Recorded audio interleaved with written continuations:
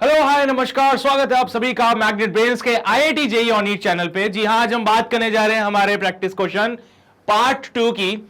इससे पहले वाले सेशन में हमने पार्ट 1 में कुछ चंद सवाल देखे थे, कुछ क्वेश्चंस रह गए थे और इनफैक्ट बहुत क्वेश्चंस अभी बचे हुए, तो अभी इनको हम और टुकड़ों में पढ़ेंगे ताकि हमारे वो जो क्वेश्चंस इतने सारे हैं वो भी हमारे लिए समझना आसान हो जाए। क्योंकि ऐसा ना हो कि मैं 50-100 क्वेश्चन तुम्हें एक साथ करा दूं, तुम भी परेशान मैं भी परेशान। मैं तो क्या परेशान क्यों होऊंगा, मुझे तो क्या है, क्वेश्चन ही तो सॉल्व कराना है। तुम परेशान हो जाओगे खामखा, तो बेटर है उसको टुकड़ों में बांट ले हम लोग, है ना। हाँ ना, ठीक है भाई। तो आज सेकंड पार्ट में देखेंगे कितने क्वेश्चंस हम सॉल्व कर पाते हैं। तो शुरू करते हैं, लेकिन उससे पहले जो लोग मुझे नहीं जानते हैं, मेरा नाम आशीष कपलेश है। पिछले 6 साल से जेईई एस्पिरेंट्स को मैं पढ़ा रहा हूं। मोर देन 50,000 स्टूडेंट्स को अभी तक मैं पढ़ा चुका हूं और ये जो मेरा एक्सपीरियंस है ये डेफिनेटली आपके लिए भी फायदेमंद रहेगा। आपको बस एक छोटा सा काम करना है, वो ये है कि जो जो चीजें मैं आपको करा रहा हूं, जैसे टॉपिक वाइज एक्सप्लेनेशन में आपको करा रहा हूं, तो उनको फॉलो कीजिए प्रॉपर्ली, अपने नोट्स खुद से बनाइए। उसके अलावा जो डीपीपीज आपको मिल रही है हर लेक्चर में, उन डीपीपीज को सॉल्व कीजिए। ये आपको वेबसाइट पे जाके मिल जाएगी। उनके जो वहां पे सॉल्यूशंस है, अगर किसी क्वेश्चन में डाउट आता है तो उसके सॉल्यूशन जरूर देखिए। उसके बाद जैसे ये प्रैक्टिस क्वेश्चंस मैं आपको करा रहा हूं, तो ये प्रैक्टिस क्वेश्चंस भी आपको सॉल्व करने साथ साथ में, ठीक है। ये इंपॉर्टेंट है बहुत ज्यादा। उसके बाद हम पीवाईक्यूज पे चलेंगे, तो प्रीवियस ईयर क्वेश्चंस यानी कि पिछले कुछ चंद सालों में किस प्रकार के सवाल पूछे गए थे किसी चैप्टर से, वो मैं आपको सारे यहीं पे क्लियर करा दूंगा। मतलब ये क्या है कि एक पूरा पैकेट हम कंप्लीट कर देंगे ना, तो एक पूरा पैकेट अगर कंप्लीट हो गया ना अपना, तो ये चैप्टर बहुत अच्छे से, बहुत ही ज्यादा अच्छे से क्लियर हो जाएगा। और उसके बाद ना आपको इतनी दिक्कत नहीं आएगी इस चैप्टर में। फिर उसके बाद तो ये कहते हैं रिवीजन आपको करना रहता है, छोटे मोटे क्वेश्चंस आप सॉल्व करते रहना ताकि आपका थॉट क्लियर रहेगा उस चीज को लेके। बट जो चीजें मैं करा रहा हूं उसको सीरियसली फॉलो कर लो, स्ट्रिक्टली फॉलो कर लो, तो फायदा आप ही लोगों का है, ठीक है।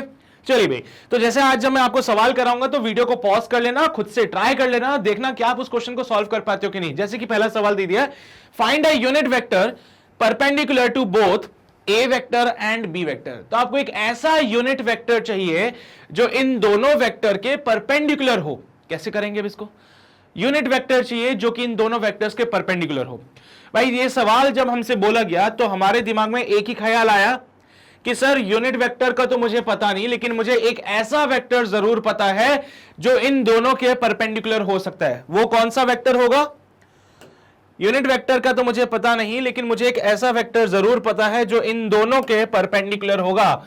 अगर मैं इन दोनों वेक्टर का क्रॉस प्रोडक्ट कर दूं, अगर मैं इन दोनों वेक्टर्स का क्रॉस प्रोडक्ट कर दूं, तो मुझे एक ऐसा वेक्टर मिल जाएगा जो कि इन दोनों वेक्टर्स के परपेंडिकुलर होगा।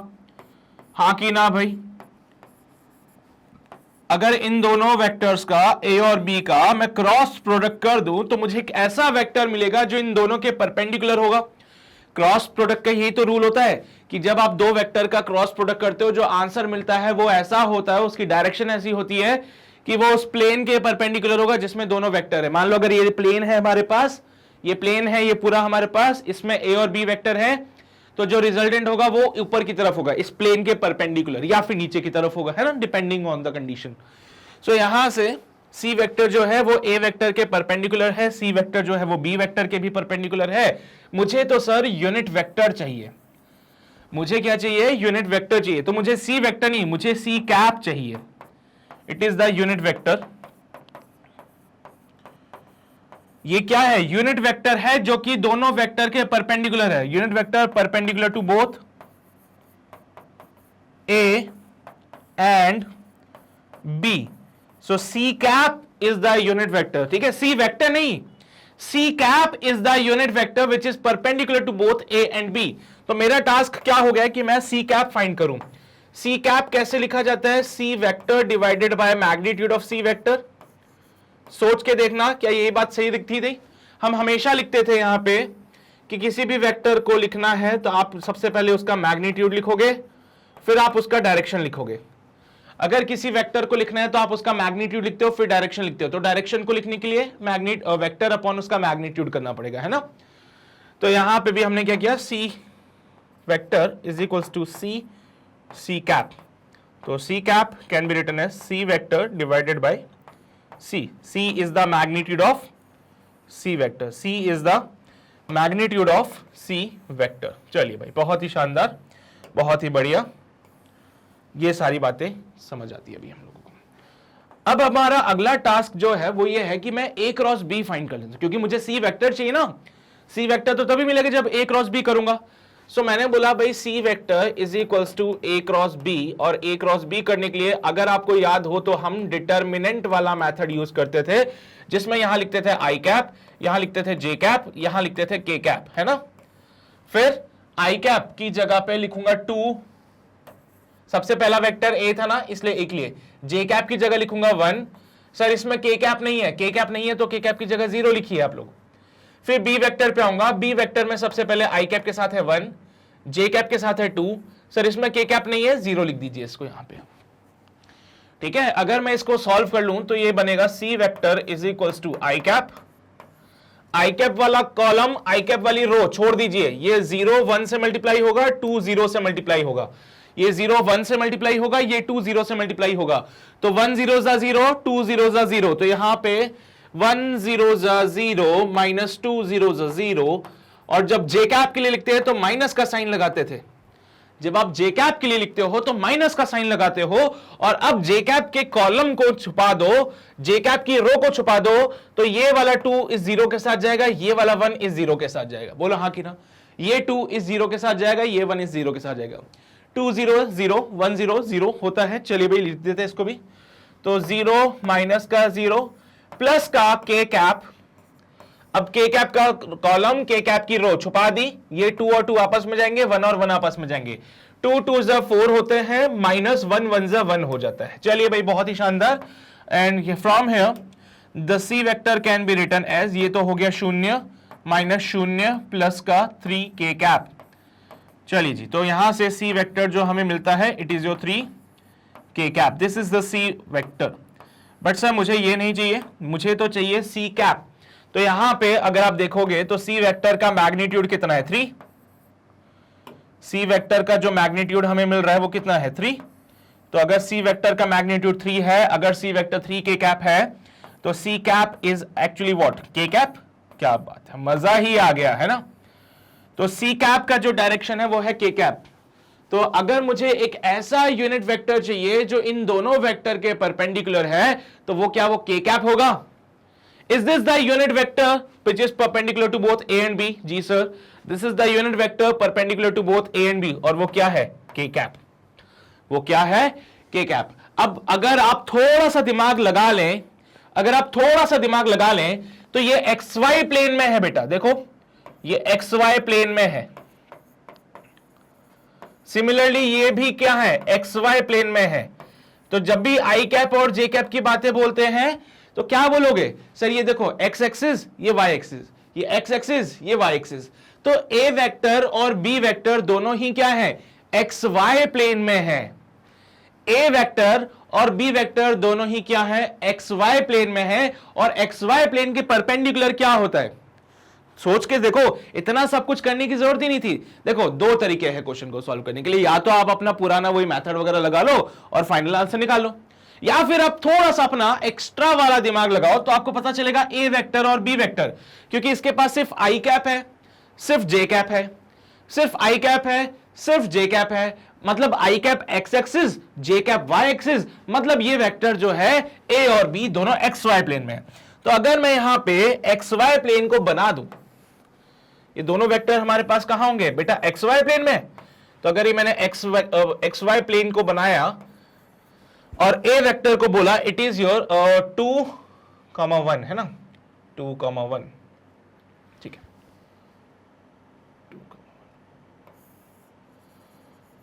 This is your A vector और 1,2 this is your B vector, ठीक है।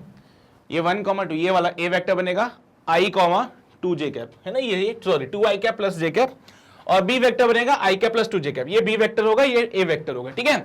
अब ध्यान से सुनिएगा इस बात को, ये ए वेक्टर है, ये बी वेक्टर है, ये दोनों किसके प्लेन में है, एक्स वाई प्लेन में है। मुझे एक ऐसा यूनिट वेक्टर बताइए, मुझे एक ऐसा यूनिट वेक्टर बताइए जो कि परपेंडिकुलर हो ए एंड बी के। हाँ, एक ऐसा यूनिट वेक्टर। पहली बात तो सर जब भी हम यूनिट वेक्टर की बातें करते हैं हमारे पास नजर में आई कैप, जे कैप और के कैप ही आता है। अगर हम यूनिट वेक्टर की बात करें तो हमारे दिमाग में आई कैप, जे कैप, के कैप ही चलता है। तो अगर मैं ए वेक्टर और बी वेक्टर के परपेंडिकुलर कोई यूनिट वेक्टर मांगता हूं तो बताओ क्या वो आई कैप हो सकता है? क्या वो आई कैप हो सकता है? नहीं सर, ये एक्स वाई प्लेन की बातें चल रही है, ये पूरी बातें चल रही है एक्स वाई प्लेन की। एक्स वाई प्लेन में आई कैप और जे कैप दोनों आते हैं, है ना। एक्स वाई प्लेन में आई कैप और जे कैप दोनों आते हैं, तो आई कैप तो नहीं होगा, जे कैप भी नहीं होगा, लेकिन ये जो के कैप है वो जेड एक्सिस पे होता है। जेड एक्सिस हमेशा बाहर आती है, प्लेन से बाहर आती है जेड एक्सिस। तो जो जेड एक्सिस होता है वो हमेशा एक्स वाई प्लेन के परपेंडिकुलर है। तो एक ऐसा यूनिट वेक्टर जो कि ए बी वेक्टर के परपेंडिकुलर है वो क्या होगा? जेड एक्सिस के लॉन्ग। या एक ऐसा यूनिट वेक्टर जो ए और बी के परपेंडिकुलर है तो वो क्या होगा? जे कैप, और सॉरी के कैप, जो कि जेड एक्सिस की तरफ आ रहा है। बस इतना सा सोच लो, आंसर मिल जाएगा। दो तरीके भाई, मैं मानता हूं ऐसा दिमाग चलाने के लिए आपको थोड़ी सी प्रैक्टिस की जरूरत है। वैसे तो मुझे पता है तुम लोग समझ गए होंगे, तुम बहुत इंटेलिजेंट हो, लेकिन फिर भी अगर तुम्हें नहीं आया समझ तो हमारे पास ये वाला मेथड तो है ही सही। तो हमारा ये मेथड कभी फेल नहीं होगा, ये तो हम जानते हैं ना, ये तो हमारी मेहनत है। लेकिन क्या होता है ना, आगे बढ़ना है और अगर कंपटीशन में अच्छी रैंक लेके आनी है तो सिर्फ मेहनत नहीं चाहिए, स्मार्ट वाली मेहनत चाहिए, ठीक है। तो हार्ड वर्क तो हर कोई कर लेता है ना, हार्ड वर्क तो हर कोई कर लेता है। हमें हार्ड वर्क नहीं करना है, हमें करना है स्मार्ट वर्क। तो स्मार्ट वर्क यही कहता है कि ये है एक्स वाई प्लेन, ये भी एक्स वाई प्लेन, और एक ऐसा यूनिट वेक्टर जो एक्स वाई प्लेन के परपेंडिकुलर होता है वो क्या के कैप नहीं होगा? हाँ, तो आंसर होगा के कैप। इतना सब करने की जरूरत ही नहीं पड़ी, थोड़ा सा दिमाग लगाया आंसर आ गया। चलिए भाई, याद हो तो लास्ट सेशन क्वेश्चन नंबर 10 पे रोका था मैंने, 10 के बाद क्वेश्चन नंबर 11 हमारा यहां से शुरू हो गया, ठीक है। नोट कर लीजिए भाई सब इसको, प्यारा सवाल था बहुत ही, नोट कर लीजिए इसको जल्दी से। कर लिया नोट? इसको भी नोट कर लीजिए, ये अल्टरनेट मेथड है ना, स्मार्ट वर्क। हैशटैग हमारा स्मार्ट वर्क हमारी निंजा टेक्निक होती है, पर यहां पे स्मार्ट वर्क ही लिखना है ना। चलिए, ये अपना स्मार्ट वर्क है, थोड़ा सा एक्स्ट्रा दिमाग लगाया तो हमारा काम आसानी से हो जाएगा। This is all about the competition man, है ना। So this is all about the competition. जल्दी जल्दी से क्वेश्चन सॉल्व करने तो ऐसा दिमाग लगाना पड़ेगा। चलिए भाई, अगला सवाल कहते हैं the two adjacent sides of a parallelogram are 2i cap plus 4j cap minus 5k cap and i cap plus 2j cap plus 3k cap. Find the unit vector along the diagonal of the parallelogram. देखो भाई, क्या है ना कि वो directly तो तुमसे चीजें पूछ नहीं रहा, वो इनडायरेक्टली तुमसे चीजें पूछने की कोशिश कर रहा है। बोल रहा है एक पैरेललोग्राम है जिसके दो साइड्स एडजेसेंट मतलब पड़ोसी, है ना। तो एक मान लीजिए वेक्टर ए हो जाएगा which is your 2i cap plus 4j cap minus 5k cap, है ना। एक तो ए वेक्टर ये हो जाएगा। एक हमारे पास बी वेक्टर बनेगा बेटा, वो होगा i cap plus 2j cap plus 3k cap. So हमारे पास बनते हैं दो वेक्टर्स, ए वेक्टर और बी वेक्टर। कौन से बनेंगे? ए वेक्टर और बी वेक्टर। अच्छा, अगर हमारे पास दो एडजेसेंट साइड्स को रिप्रेजेंट करता है तो मैंने बोला मान लो सर ये तो हो जाएगा बी वेक्टर और मान लो सर ये हो जाएगा ए वेक्टर, ठीक है। एक मान लिया बी वेक्टर हो जाएगा, एक मान लिया ए वेक्टर हो जाएगा। नाउ द पॉइंट इज कि अगर आप इसको कंप्लीट कर लेते हैं तो इट फॉर्म्स अ पैरेललोग्राम। अगर आप इसको कंप्लीट कर लेते हैं तो क्या बनता है? ये पैरेललोग्राम बन जाता है, राइट। द यूनिट वेक्टर जब भी बोलते हैं मतलब आप सिर्फ डायरेक्शन से डील कर रहे हो।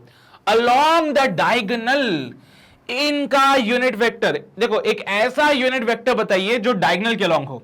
दिस इज द डायगोनल, है ना, दिस इज द डायगोनल, और डायगोनल के अलोंग यूनिट वेक्टर अगर मुझे बताना है तो वो क्या होगा? पहली बात तो मुझे यह पता है कि डायगोनल के अलोंग हमेशा रिजल्टेंट होता है सर। डायगोनल के अलोंग जो आता है वो रिजल्टेंट होता है। Parallelogram law of vector addition from parallelogram law of vector addition. क्या ये बात आप नहीं जानते थे? अनजान थे इस बात से? हैं? वेक्टर लॉ ऑफ एडिशन क्या कहता है कि अगर दो वेक्टर रिप्रेजेंट करते हैं दो adjacent sides of a parallelogram, then the resultant is along the diagonal. अरे भाई क्या हो गया ये चलिए जी, बहुत ही शानदार। क्या आपके पास ए वेक्टर है? जी सर। क्या आपके पास बी वेक्टर है? जी सर। पुट कीजिए, आपको मिलेगा आर वेक्टर। सर आप आर वेक्टर फाइंड कर रहे हो भी, है ना? हाँ, अभी मैं आर वेक्टर फाइंड कर रहा हूं, मुझे यूनिट वेक्टर चाहिए, वो बात की बात है। मुझे नहीं पता यार यूनिट वेक्टर क्या होगी डायगोनल के लॉन्ग, लेकिन मुझे एक वेक्टर जरूर पता है जो डायगोनल के लॉन्ग होता था। मैं नहीं जानता हूं कौन सा यूनिट वेक्टर होगा डायगोनल की तरफ, लेकिन मैं एक बात जानता हूं कि जो रिजल्टेंट होता है ए और बी का, वो अलोंग द डायगोनल ही होता है। कहां से पता चला? From the parallelogram law of vector addition. R vector equals to A vector plus B vector. R vector equals to A की जगह 2i cap plus 4j cap minus 5k cap plus, अच्छा B vector में लिखेंगे i cap plus 2j cap plus 3k cap. लीजिए भाई साहब, ये are vector हो गया हमारे पास, ठीक है। चलिए भाई इनको ऐड आउट कर लेते हैं, जो भी तुम्हें करना है। देखो भाई 2i cap plus i cap, it comes out be 3i cap. 4j cap plus 2j cap, it comes out be 6j cap. Minus का 5k कैप प्लस का 3k cap, it comes out be minus का 2k cap. तो this is your resultant vector. अगर मुझे vector पता है तो क्या मैं उसका डायरेक्शन निकाल सकता हूं? हाँ बिल्कुल। आपको तो यूनिट वेक्टर चाहिए ना, तो इसका यूनिट वेक्टर कैसे निकालोगे? सर मुझे वेक्टर पता है और यूनिट वेक्टर निकालने के लिए हम जानते हैं कि R vector can be written as इसका मैग्नीट्यूड और आर कैप।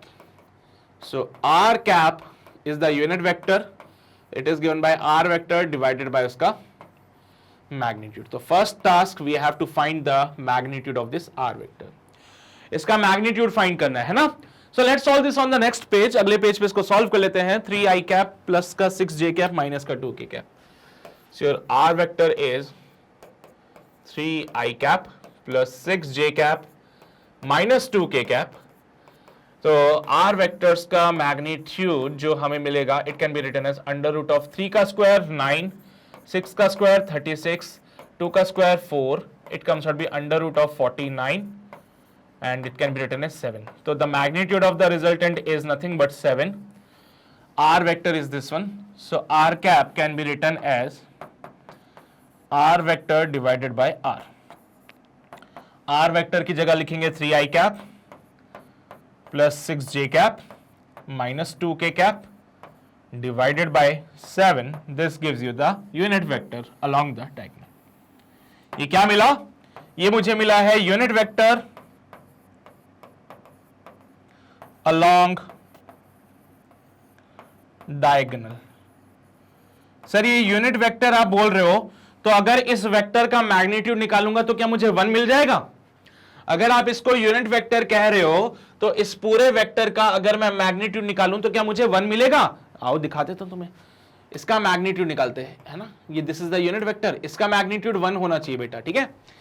ये देखो अंडर रूट ऑफ 3 का स्क्वायर 9, 6 का स्क्वायर 36, 2 का स्क्वायर 4 डिवाइडेड बाय 7 का square 49 is equals to 1 under root of, ये क्या बनेगा 36 plus 4 40, 49 by 49 is equals to 1 1 is equals to 1। क्या मैं बोलूं LHS इक्वल्स टू RHS? बिल्कुल sir, LHS equals to RHS है। दैट मीन्स ये जो हमने फाइंड किया ये कि यूनिट वेक्टर ही तो है। अरे कहीं यही तो बात कहना चाहता है कि भाई अगर एक ये यूनिट वेक्टर है तो इसका मैग्नीट्यूड 1 होना चाहिए था। अगर ये यूनिट वेक्टर है तो इसका मैग्नीट्यूड 1 होना चाहिए था। मैंने तुम्हें प्रमाण दे दिया, 3i cap plus 6j cap minus 2k cap by 7 का इसका हमने मैग्नीट्यूड निकाला, सॉल्व करा, आंसर बना रहे। तो 1 equals to 1, LHS equals to RHS, that means ये बिल्कुल सही आंसर है अपना। तसल्ली के लिए है ये सारी बातें, यहां तक करोगे हमारा आंसर आएगा, लेकिन तुम्हें तसल्ली देना भी जरूरी है ना। मन की शांति जरूरी है, शांति मन की, है ना। हाँ चलो भी नोट करो इसको। सो क्या हमने यूनिट वेक्टर फाइंड किया along the diagonal of the parallelogram? जी बिल्कुल हमने फाइंड किया। पहले मुझे पता नहीं था सर कि यूनिट वेक्टर कौन सा होगा, फिर मैंने सोचा तो मुझे पता चला कि यूनिट वेक्टर का तो पता नहीं, बट एक ऐसा वेक्टर जरूर पता है जो अलोंग द डायगोनल होता है, और वो होता है resultant of these two vectors. तो मैंने पहले इनका रिजल्टेंट निकाल लिया। रिजल्टेंट निकालने के बाद हमारे पास तरीका तो है ही सही यूनिट वेक्टर निकालने का, है ना। देख लो ये वाली बातें। चलिए भाई कर लिया नोट। फिर हम इधर आए, हमने मैग्नीट्यूड निकाला, 7 आ रहा है, सॉल्व कर लिया, this is the final answer. ये फाइनल आंसर है आपका, ये आपका फाइनल आंसर है। ये सॉल्व करने की जरूरत नहीं है, ये सिर्फ तुम्हें बताने के लिए था कि भाई जो हम काम कर रहे हैं वो बिल्कुल सही कर रहे हैं।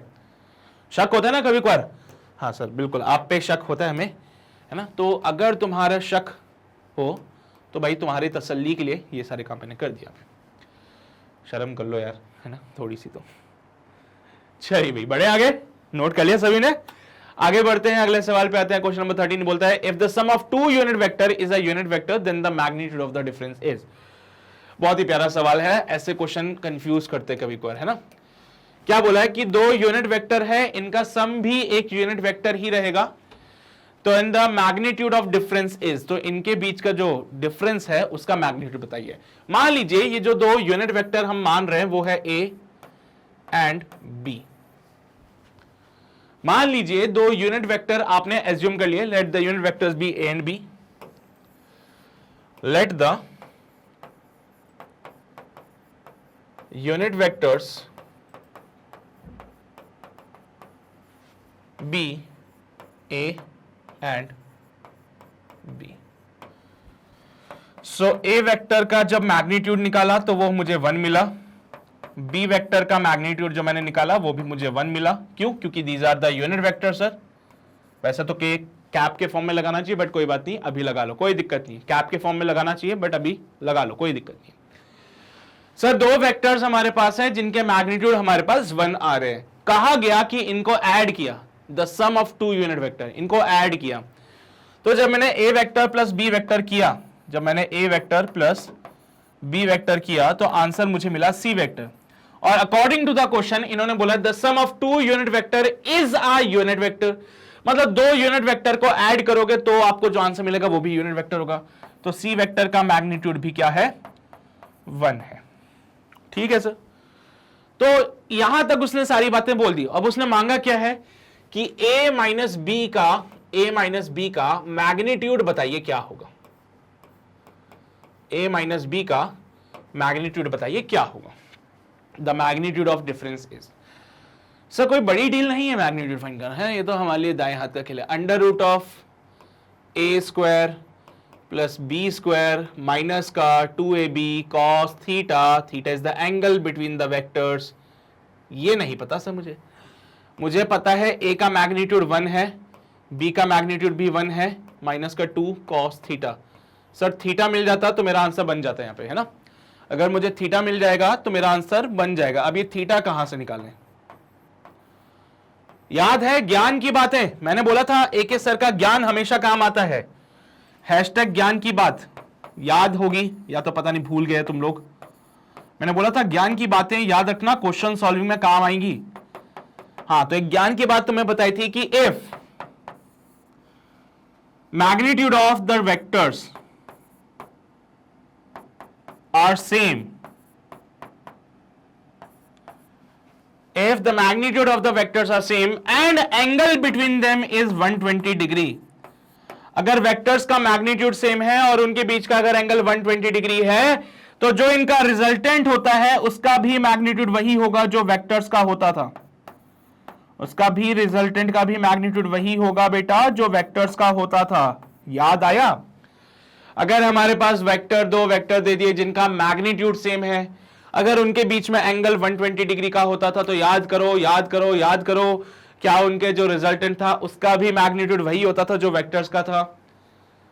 ये ज्ञान की बात मैंने तुम्हें बता रखी है, लिखवाया है मैंने बकाया वहां पे, पर तुम्हें तो पता नहीं होगा, तुम तो रिवाइज ही नहीं कर रहे हो, भूल गए होंगे। तसल्ली देनी है इसकी, प्रूफ दे दूं तुम लोगों को। देखो भाई यहाँ पे दो वेक्टर्स थे, रिजल्टेंट का भी मैग्नीट्यूड वही है जो वेक्टर का है, तो ए और बी के बीच का एंगल कितना होना चाहिए यहाँ पे? थीटा। वैसे तो 120 डिग्री होना चाहिए, लेकिन चलो भाई तुम लोगों को एक बार तसल्ली के लिए प्रूफ भी करा देता हूं। चलो भाई, तो सी वेक्टर का जो मैग्नीट्यूड होगा it is given by under root of A square plus B square plus 2ab cos theta. क्या ये बात सही रहेगी? क्या ये बात सही रहेगी कि सी का जो मैग्नीट्यूड होगा it can be written as this. C का मैग्नीट्यूड है 1 is equals to under root of, भाई ए का मैग्नीट्यूड 1, बी का मैग्नीट्यूड 1 प्लस 2 इंटू 1 इंटू 1 1 ही होता है cos थीटा।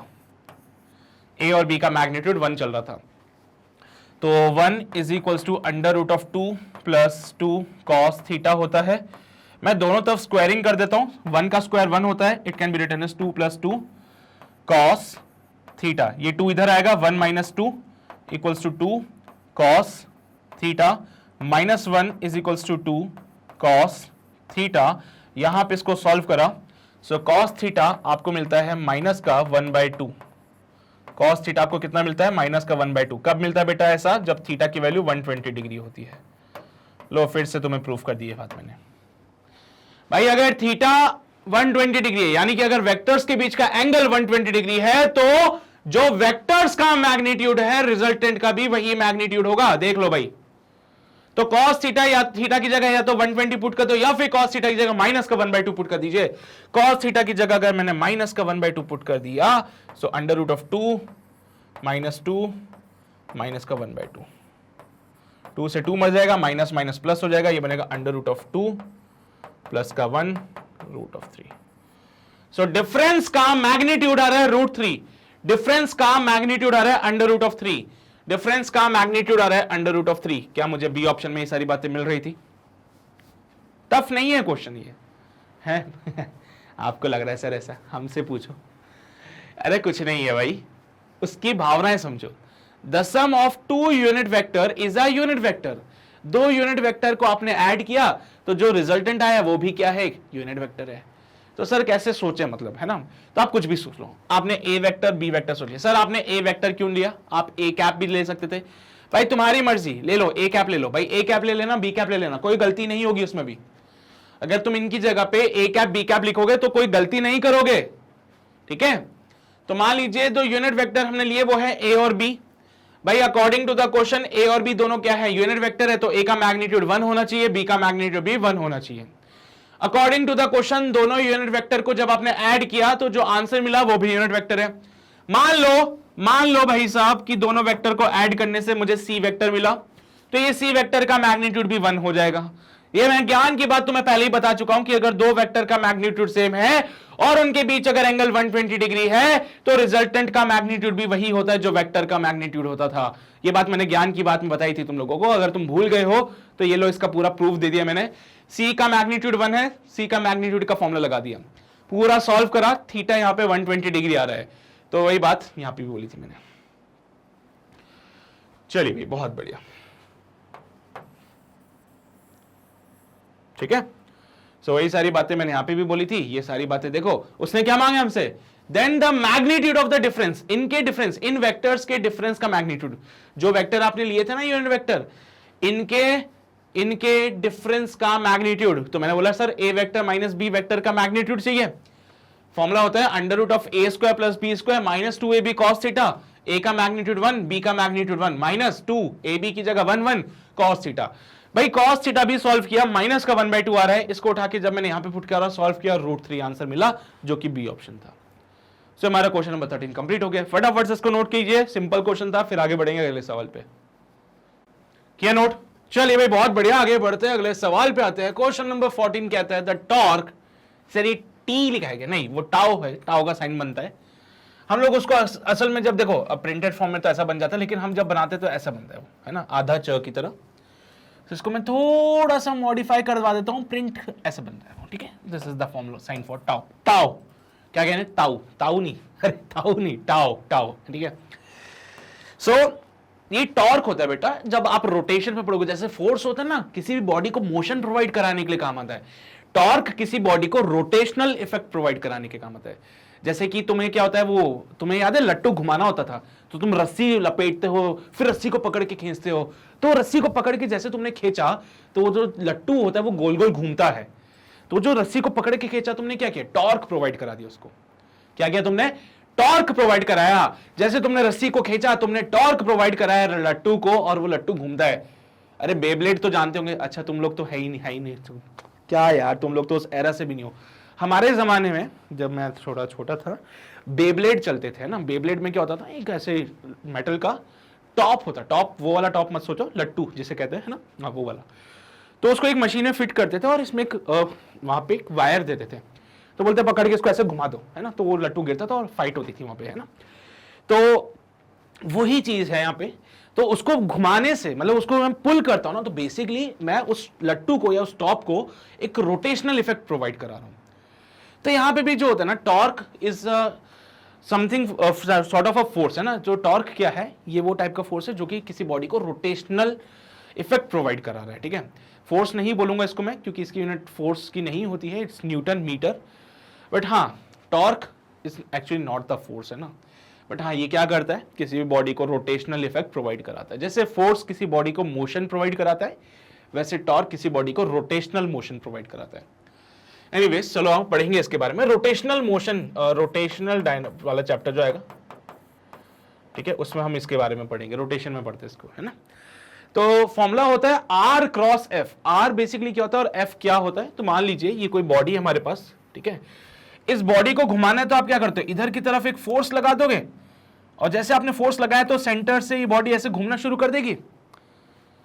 बचपन में गांव में क्या होता था, जैसे हम लोग होते थे कभी, तो टायर घुमाते थे ना। अब गांव के बच्चे यार टायर ही घुमाएंगे, तुम्हारे तरह थोड़ी होते कि पबजी खेलने वाले, है ना। तो वो क्या करते थे, टायर लेते हैं, उसको ऐसे हाथ से मारते थे।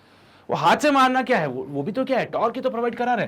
तो क्या करते हैं, टायर घुमाना है तो हाथ से मारे इसको मैं अगर उल्टी डायरेक्शन में बना दूं तो वैसे घुमाते थे। तो एक बालक होता था यहां से, और अगर इस टायर को घुमाना चाहता तो क्या करता था, हाथ से इस पे ऐसे पुश मारता था इधर, तो सेंटर के अबाउट ये टायर रोटेट करता था, ठीक है। तो ये इसने क्या किया, फोर्स लगाया, और ये होता है बेटा एक ऐसा पॉइंट, सेंटर कहते हैं, बट रोटेशन में हम कहते हैं कि एक्सिस ऑफ रोटेशन यहीं से पास होती है। तो एक्सिस ऑफ रोटेशन से जहां पे फोर्स लग रहा है वहां तक का जो डिस्टेंस होता है, इसको आर वेक्टर कहते हैं। इसको क्या कहेंगे, आर वेक्टर कहेंगे।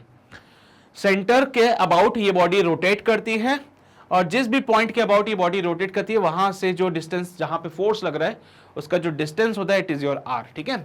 तो आर है, ये एफ है, फॉर्मूला बोल रखा है आर क्रॉस एफ होता है। एफ का वैल्यू दे दिया, आर का वैल्यू दे दिया आपको। चलिए भाई, क्रॉस प्रोडक्ट करना है, कर लोगे। मैंने थोड़ा सा बस समझाने की कोशिश की है, बाकी और अच्छे से समझेंगे जब रोटेशन वाला चैप्टर आएगा, ठीक है।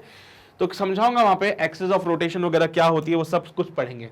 तो अभी इतना आगे मत पहुंचो, एक्सिस ऑफ रोटेशन वाली बातें अभी हम बाद में करेंगे। अभी फिलहाल फॉर्मूला हमारे पास है, टॉर्क होता है आर क्रॉस एफ।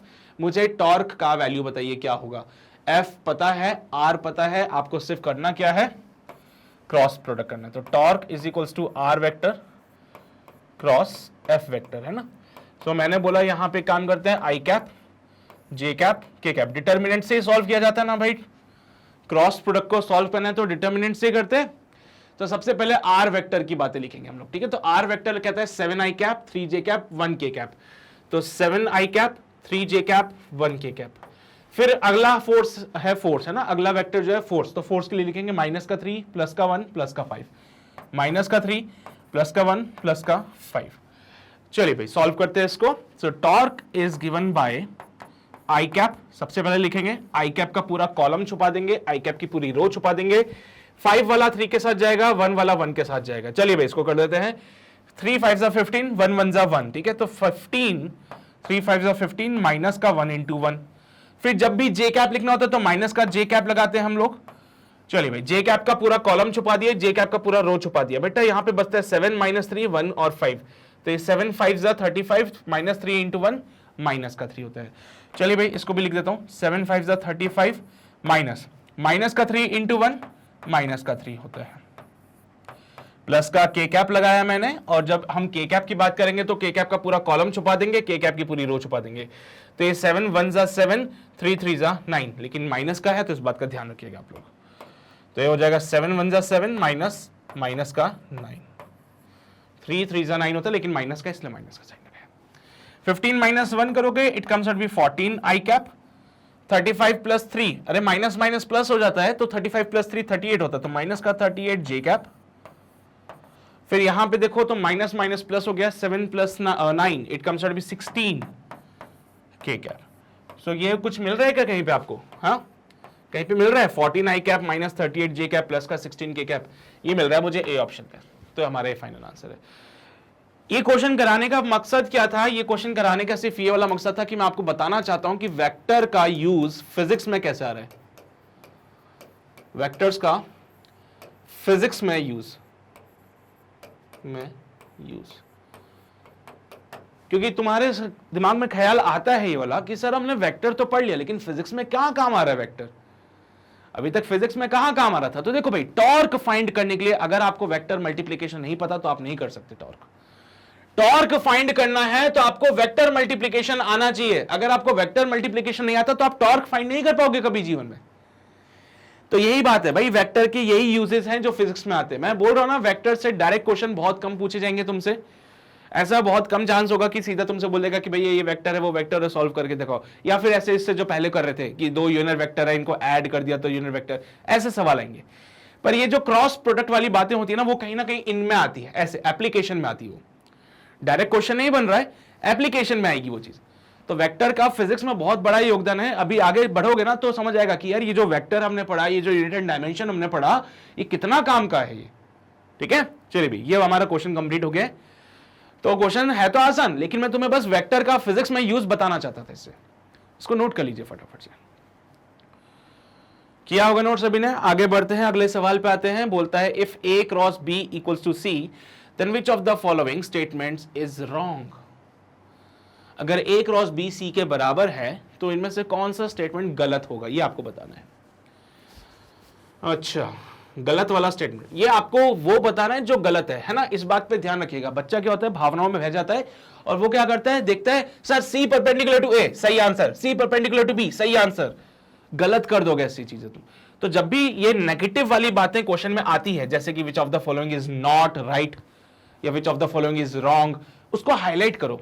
ठीक है, अगर एग्जाम में कहीं ऐसे लिख देना विच of the following is not right, कौन सा गलत है या कौन सा सही नहीं है, तो जो नॉट है ना उसको हाईलाइट करो ताकि दिखता रहे तुम्हें। जैसे यहां पे रॉन्ग हमें दिखना चाहिए, हमें गलत स्टेटमेंट चाहिए सर। और कहानी ये कहती है कि अगर C vector A vector cross B vector होता है तो जो सी वेक्टर होगा ना, it is perpendicular to the plane containing A vector and B vector. और अगर सी वेक्टर परपेंडिकुलर है उस प्लेन के जिसमें ए और बी रहते हैं तो सी ए और बी के परपेंडिकुलर भी होगा ना। हाँ सर बिल्कुल। अरे अगर उस प्लेन के परपेंडिकुलर है तो ए के भी परपेंडिकुलर होगा, तो बी के भी परपेंडिकुलर होगा, और ए प्लस बी के होगा कि नहीं होगा। ए प्लस बी का देखना पड़ेगा सर। मान लीजिए ए वेक्टर और B vector X Y plane में है, ए वेक्टर और बी वेक्टर जो है वो एक्स वाई प्लेन में। मान लीजिए ए और बी दोनों जो है वो एक्स वाई प्लेन में है। मान लो, मानने में क्या जा रहा है तुम्हारा, है ना, तो हमने मान लिया। अब अगर ए और बी दोनों एक्स वाई प्लेन में हैं तो ए वेक्टर मान लो यहां पे ऐसे आया था, ठीक है, और बी वेक्टर मान लो ऐसा आ रहा था। नहीं, नेगेटिव में ले ले, चलो ले लेते हैं। मान लो ए वेक्टर ऐसा आ रहा था, बी वेक्टर ऐसा आ रहा था। तो जब मैंने ए क्रॉस बी किया तो ए क्रॉस बी करके C vector perpendicular to the plane आ गया, है ना। अरे ए क्रॉस बी किया तो सी वेक्टर तो परपेंडिकुलर टू द प्लेन आ गया, ऐसे देखो प्लेन के परपेंडिकुलर है, तो सी वेक्टर उस प्लेन के परपेंडिकुलर है जिसमें ए और बी लाई करते हैं। सी वेक्टर मेरे हाथ की तरफ जा रहा है, डायरेक्शन दिख रहा है तुम लोगों को, अंदर की तरफ जा रहा है सी वेक्टर। जब आप ए क्रॉस बी करोगे तो अंगूठा अंदर जाएगा ना, तो इस बोर्ड के अंदर घुसता हुआ जाएगा सी वेक्टर, इस बोर्ड के अंदर घुसता हुआ जा रहा है सी वेक्टर। ठीक है, जैसे कि तुमने मान लो तीर चला दिया यहां से, तो तीर कैसे जाएगा, तीर ऐसे जाएगा, ऐसे ऐसे ऐसे यहां घुस जाएगा। तीर को जब तुम पीछे से देखते हो तो ऐसा दिखता है वो। अरे देखा होगा तुमने तीर, मतलब तीर तो समझते हो, उड़ता हुआ तीर, है ना। हाँ, तो अगर आपके पास तीर है तो अगर उसको पीछे से देखो तो ऐसा क्रॉस के फॉर्म में दिखता है। तो रियर जो होता है, रियर मतलब पीछे की साइड से अगर देखो तो ऐसा दिखता है। सामने से अगर किसी तीर को देखोगे तो वो ऐसा दिखेगा, डॉट के फॉर्म में आता हुआ, है ना, ऐसे ही होता है ना। अरे सामने से अगर तीर को देखो तो ऐसा डॉट दिखता है और पीछे से देखोगे तो ऐसे क्रॉस सा दिखता है। तो अगर यहां से आप अंदर जाते हुए कोई वेक्टर बनाना चाहते हो, ध्यान से, बहुत इंपॉर्टेंट बात बताने जा रहा हूं मैं, अगर अंदर जाते हुए कोई वेक्टर बनाना चाहते हो तो इसको ऐसे क्रॉस से बनाओ। क्रॉस देखने से सामने वाला समझ जाता है, क्रॉस देखने से सामने वाला समझ जाता है कि वेक्टर अंदर जा रहा है। जैसे आपने ऐसे क्रॉस बनाया ना, तो बोलना सी वेक्टर, सी वेक्टर की डायरेक्शन में बोल देना क्रॉस बना दिया मैंने से। क्या मतलब समझेगा अब सामने वाला? सामने वाला समझेगा कि एक ऐसा वेक्टर जो कि अंदर जा रहा है। अगर तुमने बोला सी वेक्टर और यहां पे डॉट बना दिया तो सामने वाला समझेगा कि सी वेक्टर बोर्ड से बाहर आ रहा है। अब क्योंकि 3 डायमेंशन वाली डायग्राम तो बना नहीं सकते ना हम तो एक्स वाई प्लेन बना सकते हैं। अगर मान लो कोई जेड एक्सिस की तरफ होगा फिर उसको कैसे बनाओगे? तो जेड एक्सिस को समझाने के लिए हमने इसका इजाद किया। हमने बोला कि भाई अगर आप वेक्टर बना रहे हो तो वेक्टर को रिप्रेजेंट करते हैं किसी भी एरो से। अगर आप वेक्टर बना रहे हो तो किसी भी वेक्टर को आप रिप्रेजेंट करते हो एरो से। एरो को अगर पीछे से देखोगे तो ऐसा क्रॉस दिखेगा तुम लोगों को, एरो को अगर सामने से देखोगे तो ऐसा डॉट दिखेगा तुम लोगों को। तो आपको क्या करना है? सी वेक्टर बनाना है। मान लो ए और बी हमारा एक्स वाई प्लेन में था, आपको बनाना है सी वेक्टर। तो वेक्टर है एरो से बनेगा। अगर सी वेक्टर बोर्ड के अंदर जा रहा है, तो आप क्रॉस बना दो। अगर सी वेक्टर बोर्ड से बाहर आ रहा है तो आप डॉट बना दो। इससे सामने वाले को समझ आ जाएगा कि यह सी वेक्टर अभी बोर्ड के अंदर जा रहा है। नहीं तो सामने वाले को कैसे पता चलेगा? 3 डायमेंशन तो नहीं बना सकते ना। हाँ ठीक है भाई। तो अभी ए क्रॉस बी, क्या ए की तरफ फिंगर रखी, बी की तरफ घुमाया, अंगूठा अंदर जा रहा है मेरा। अरे राइट हैंड का थंब रूल, ए वेक्टर की तरफ उंगलियां रखी, बी की तरफ घुमाया, अंगूठा अंदर जा रहा है। अंदर जाने वाला मतलब क्रॉस से बना दिया मैंने। तो सी वेक्टर जो है ए वेक्टर और बी वेक्टर दोनों के परपेंडिकुलर है। देख लो भाई ऐसे, sir C vector A vector और बी वेक्टर दोनों के परपेंडिकुलर है। सी वेक्टर इस पूरे प्लेन के परपेंडिकुलर, ये पूरा प्लेन है बेटा, इस पूरे प्लेन के परपेंडिकुलर सी वेक्टर है। जब मैं a प्लस बी करूंगा तो आंसर कहीं ना कहीं तो मुझे यहां मिलेगा। अगर मैं a प्लस बी करूंगा तो आंसर इन दोनों के बीच में कहीं मिलने वाला है मुझे। Parallelogram, law of vector addition, अगर दो वेक्टर रिप्रेजेंट करते हैं two adjacent sides of a parallelogram तो ये जो रिजल्टेंट होता है वो डायगोनल के अलॉन्ग होता है। तो a प्लस बी इन दोनों के बीच में कहीं मिलने वाला है। अब मैं नहीं कहूंगा कि एक्स एक्सिस पे मिलेगा, हो सकता है कहीं और मिल जाए। तो a प्लस बी हो सकता है मुझे कहीं और मिले, हो सकता है यहां ऐसे मिले। This will be your a vector plus b vector. Sir कोई फर्क नहीं पड़ता है, a प्लस बी भी हमारा xy प्लेन में ही है। a प्लस बी जो है वो भी हमारा xy प्लेन में आ रहा है। तो क्या c vector a plus B के भी परपेंडिकुलर होगा? क्या c vector a vector plus b vector के भी परपेंडिकुलर होगा? बिल्कुल होगा सर, बिल्कुल होगा। क्योंकि जब आपने a प्लस बी किया तो आप अभी भी xy प्लेन में हो और हमारा c वेक्टर तो xy प्लेन के परपेंडिकुलर हो चुका है। तो c वेक्टर a के भी परपेंडिकुलर, c वेक्टर b के भी perpendicular, c vector a plus B के भी परपेंडिकुलर होता है। तो फोर्थ ऑप्शन बोलता है c perpendicular to a cross b। क्या बोल रहे हैं सर? a क्रॉस b जो होगा c होगा, और कोई भी वेक्टर खुद के परपेंडिकुलर तो नहीं हो सकता है। a क्रॉस b करोगे तो क्या मिलेगा? c वेक्टर मिलेगा, और कोई भी वेक्टर खुद के परपेंडिकुलर नहीं हो सकता है। हाँ, अगर वो बोलता c vector parallel to c vector, बहुत अच्छी बात बोलता फिर ये, लेकिन उसने क्या बोल दिया? c vector perpendicular to c vector. बहुत गलत बात है ये, बिल्कुल पाप है ये ऐसा लिखना, है ना। तो उसने क्या बोला था? कौन सा स्टेटमेंट गलत है? सर डी वाला जो स्टेटमेंट है वो बिल्कुल गलत है। हमें क्या आंसर चाहिए था? वो स्टेटमेंट चाहिए जो गलत है। सो डी वाला स्टेटमेंट गलत होता है। ये वाली बातें ध्यान रखना, रियर और फ्रंट, है ना। अंदर जाता हुआ बनाओगे तो क्रॉस, बाहर आता हुआ बनाओगे तो डॉट। इसको मैं लिख देता हूं ऐसे, गोइंग इनसाइड, है ना, गोइंग इन, कमिंग आउट। क्या बोले भाई? गोइंग इन कमिंग आउट मतलब अंदर जा रहा है बोर्ड के अंदर जा रहा है तो क्रॉस से बनाऊंगा, बोर्ड से अगर बाहर आ रहा है तो डॉट से बनाऊंगा। और गोला जरूर बना देना क्रॉस लाओ डॉट लगा के, है ना। अकेला क्रॉस ऐसे मत बनाना, अकेला डॉट ऐसे मत बनाना, गोले में बंद कर देना ताकि सामने वाले को समझ आ सके तुम बनाना क्या चाहते हो। ठीक है, चलिए भाई। तो ये वाला काम थोड़ा सा ध्यान रख लेना आप लोग, ये वाली बातें ध्यान रख लेना आप लोग कि अगर कोई भी वेक्टर बोर्ड के अंदर जा रहा है तो 3 डायमेंशन है। 3 डायमेंशन बनाना मेरे लिए थोड़ा सा डिफिकल्ट है, इसलिए उसको मैं रिप्रेजेंट करता हूं क्रॉस और डॉट से। क्रॉस मतलब अंदर जाता हुआ, डॉट मतलब बाहर आता हुआ। सर देखो ये डॉट है, ये क्या मतलब बाहर आता है? नहीं, अगर डॉट के चारों तरफ गोला नहीं है तो उसको कंसीडर मत करना फिर। ठीक है, चलिए भाई ये नोट कर लीजिए, अच्छा क्वेश्चन था, ज्ञान देने वाली बातें थी, ये तुम्हें मैंने दे दिया ज्ञान, हैशटैग ज्ञान की बात। याद रखना क्वेश्चन सॉल्विंग बहुत ज्यादा काम आता है ये, हैशटैग ज्ञान की बात ये रही। ठीक है, नोट कर लीजिए इसको। कर लिया सभी ने नोट? बढ़े आगे, अगले सवाल पे आ जाएं। Very good. अगला सवाल क्वेश्चन नंबर 16 कहता है, a boy wants to hold a 50 kg box at rest on a snow covered hill the hill makes an angle of 30 degree with the horizontal but force the boy must exert parallel to the slope. Sir ये incline वाला question है, याद है पिछले session में मैंने आपको एक इंक्लाइन वाला क्वेश्चन कराया था। तो कोई भी हिल जो होती है बेटा, कोई भी जो पहाड़ होता है वो कैसा होता है सर, ऐसा इंक्लाइन होता है सर, बिल्कुल। लेकिन यहां पे क्या हुआ ना, इस पे बर्फ गिरी हुई है, बर्फ गिरने की वजह से ये हो गया स्लिपरी। अब स्लिपरी है तो इसको बना देता हूं ऐसे, इन ऑर्डर टू शो कि बिल्कुल स्मूथ है ये।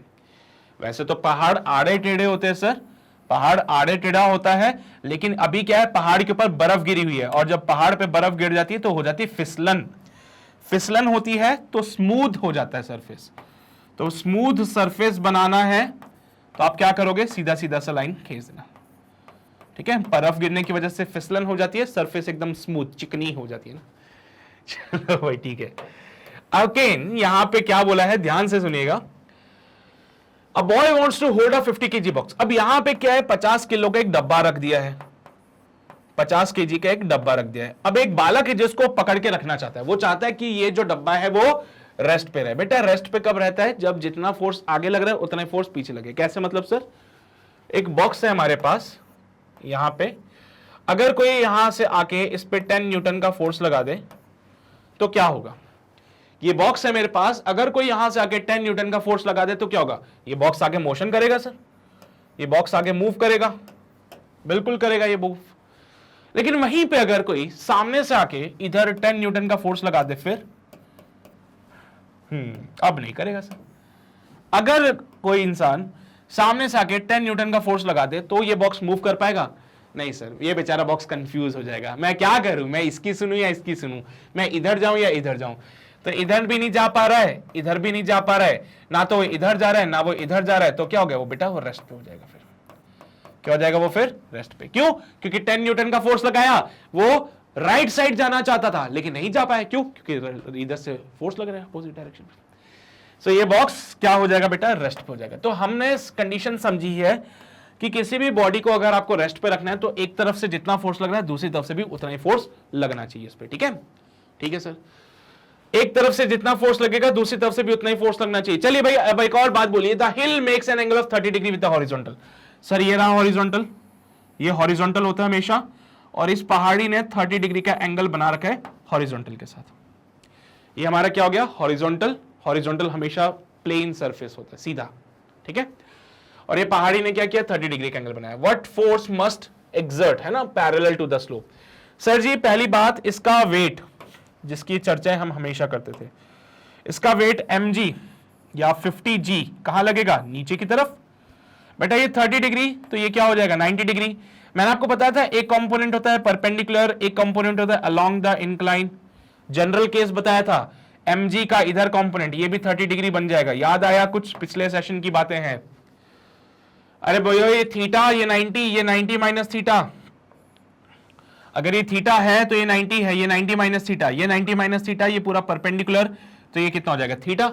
50g का कंपोनेंट यहाँ पे 50g cos 30 डिग्री, यहाँ पे कंपोनेंट 50g sin 30 डिग्री।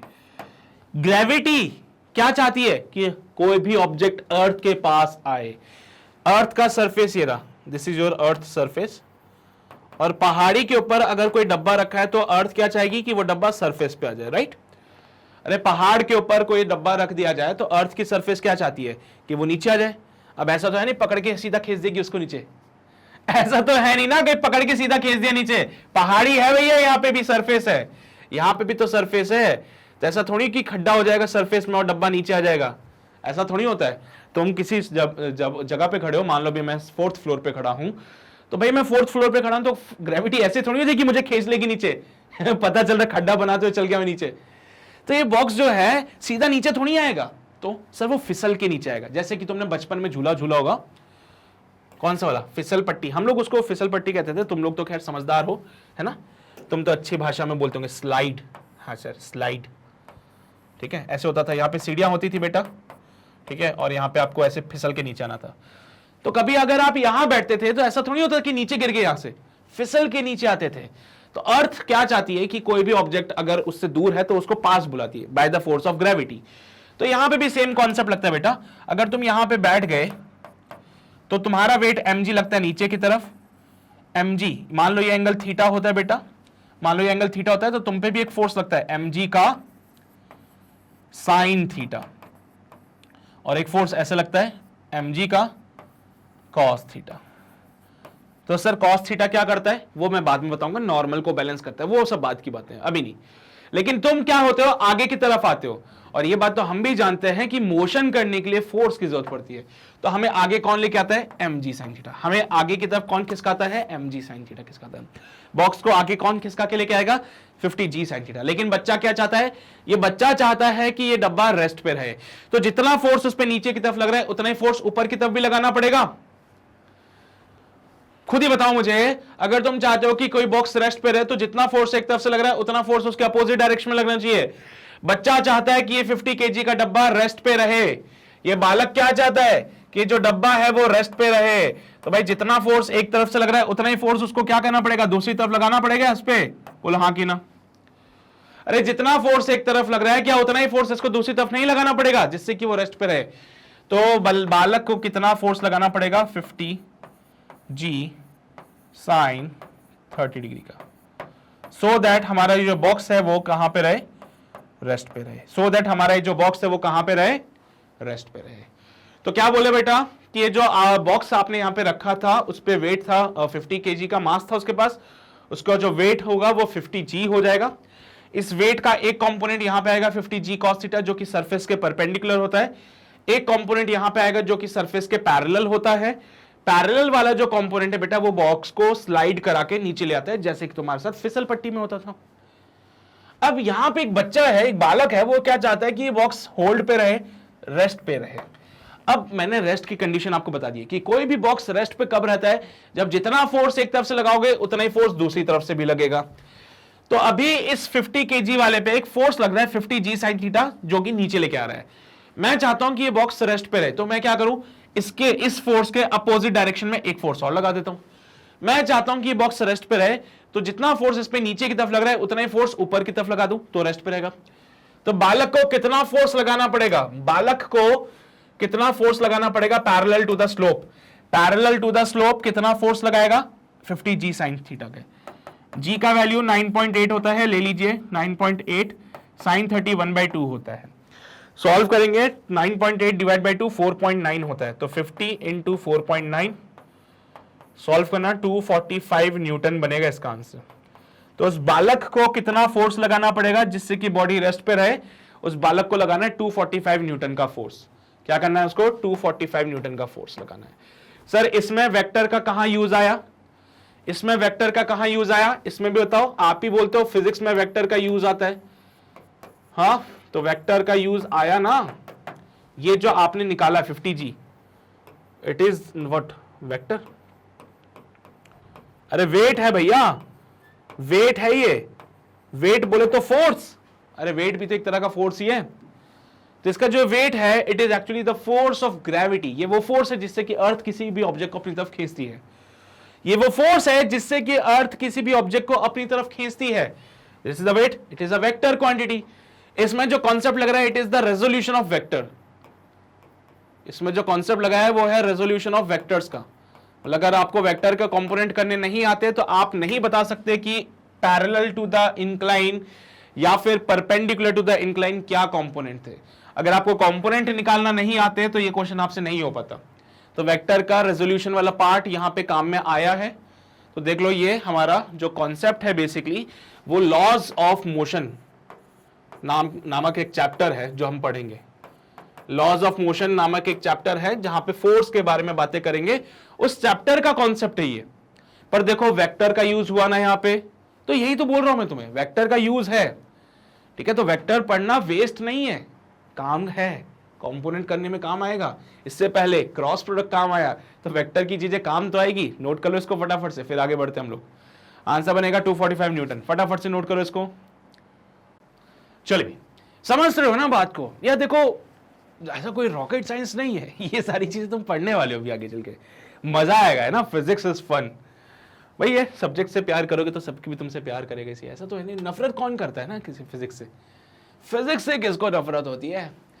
चलो भाई, two forces F1 and F2 are acting on a body. भाई ठीक है भाई, एक बॉडी के ऊपर दो फोर्स लग रहे थे, one force is double that of the other force and the resultant is equal to the greater force then the angle between the two forces. ऐसे सवाल वेक्टर में पूछ लेगा जिसमें कोई डायरेक्ट बातें नहीं है, इनडायरेक्ट बातें हैं, वो आपको सोचनी पड़ेगी। तो अगर वेक्टर में कोई भूले भटके सवाल आते हैं तो इस प्रकार के सवाल पूछ लेता है वो।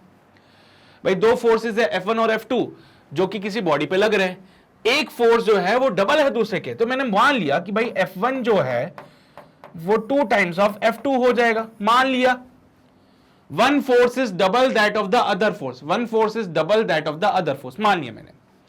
तो यहां से पता चलता है कि F1 वाला फोर्स जो है वो F2 से बड़ा है सर। अरे यार ये बात सही है बोल रही है ना मैंने पहले तो मान लिया कि लेट्स से यार F1 is equals to 2F2, और अगर F1 जो है वो 2F2 के बराबर होगा तो F1 बड़ा हो गया ना F2 से, F1 बड़ा हो जाएगा F2 से, बहुत ही बढ़िया। The resultant is equal to, देखो the resultant is equal to the greater force. जब इन दोनों का आपने रिजल्टेंट निकाला F1 plus F2 is equals to R करा, ये सारी कहानी वेक्टर फॉर्मेट में चल रही है, ये सारी कहानी वेक्टर फॉर्मेट में चल रही है, ठीक है। चलिए भाई बहुत बढ़िया, तो ये भी वेक्टर फॉर्मेट में। जब आपने F1 प्लस F2 करके जो रिजल्टेंट निकाला तो रिजल्टेंट जो है वो बराबर है ग्रेटर फोर्स के। बड़ा वाला फोर्स कौन सा था सब? बड़ा वाला फोर्स तो F1 था, तो रिजल्टेंट आपका F1 के बराबर होगा। ये मैग्नीट्यूड है, ये सारी बातें ना, ये तो कहानी मैग्नीट्यूड की चल रही थी, F1 ग्रेटर देन F2। अब हमारे वेक्टर फॉर्मेट में, ठीक है ठीक है सर। तो कहा जाता है कि जो रिजल्टेंट है वो हमारा F1 के बराबर है, रिजल्टेंट जो है वो ग्रेटर फोर्स के बराबर है, ये तो मैग्नीट्यूड में चली थी कहानी। अब हम क्या करना चाहते हैं, हम फाइंड करना चाहते हैं F1 और F2 के बीच का एंगल। एक बात बताओ, रिजल्टेंट के अगर मैग्नीट्यूड के फॉर्मूले की बात करूं, रिजल्टेंट का मैग्नीट्यूड अगर फॉर्मूले की बात करूं तो under root of F1 square plus F2 square 2F1 F2 cos theta होता है। सो अंडर रूट में F1 का स्क्वायर प्लस F2 का square plus 2 F1 F2 cos theta. यहां तक तो सब बढ़िया चल रहा था, सब कुछ कहानी में है ना। अब यहां पे रिजल्टेंट जो है वो F1 के बराबर है, तो यहां पे मैंने लिखा F1 is equals to under root of, okay okay okay okay okay okay, सब पूरी इक्वेशन को एक ही फॉर्मेट में कन्वर्ट करते तो ज्यादा मजा आता, बट अभी फिलहाल के लिए F1 के फॉर्मेट में लिख लो, फिलहाल के लिए F1 के फॉर्मेट में लिख लो। वैसे चाहो तो F1 की जगह 2F2 लिख सकते हो तुम लोग, काम आसान हो जाएगा, लेकिन अभी रुको।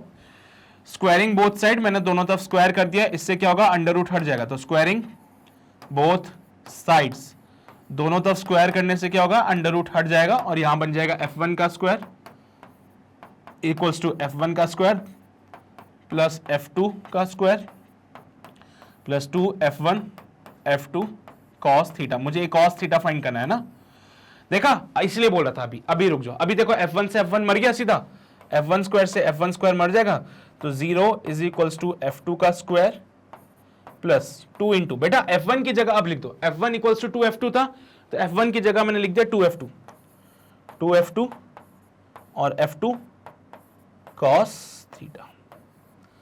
फर्दर इसको सॉल्व किया हम लोगों ने यहां पे, तो 0 इज इक्वल्स टू F2 का स्क्वायर प्लस 4F2 का स्क्वायर cos थीटा, ये माइनस का F2 का स्क्वायर इक्वल्स टू 4F2 का square cos theta. F2 square से F2 स्क्वायर मर जाएगा, माइनस का 1 इक्वल्स टू 4 cos थीटा, तो यहां से cos थीटा बन जाएगा माइनस का 1/4, और थीटा का वैल्यू बनेगा cos इनवर्स माइनस का 1/4। क्या हुआ दिखाई नहीं दे रहा है, अभी दिख जाएगा, 2 मिनट का सब्र करो सब दिखेगा। लो भाई cos इनवर्स माइनस का 1/4, this is the angle between the two forces. ये क्या मैंने फाइंड किया, angle between the two forces, दो फोर्सेस के बीच का एंगल है ये। कहा गया था भाई दो फोर्सेस है F1 F2 किसी बॉडी पे लग रहे हैं, ये जो वन फोर्स है वो डबल है। अब देखो ये जो डबल ट्रिपल वाली बातें होती है बेसिकली मैग्नीट्यूड में चलती है ना, डायरेक्शन वाली बातें आती तो प्लस माइनस में करता, लेकिन उसने क्या बोला डबल है, मतलब वो मैग्नीट्यूड में बातें कर रहे हैं ना। सो क्या हो गया, वो डबल हो गया यहाँ पे। अच्छा ये बोलता कि F1 is opposite of F2, तो मैं समझ जाता कि डायरेक्शन अपोजिट है।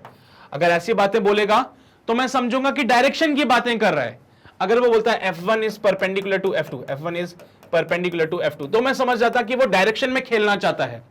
लेकिन उसने क्या बोला, वन फोर्स इज डबल। देखो जब वो डबल, ट्रिपल, 5 गुना, 10 गुना, 100 गुना ऐसे बोलेगा तो वो मैग्नीट्यूड में खेलना चाहता है। ये वाली बातें तो समझते हो ना आप लोग, ठीक है। तो अगर उसने बोला डबल तो मैं समझ गया मैग्नीट्यूड में खेल रहा है।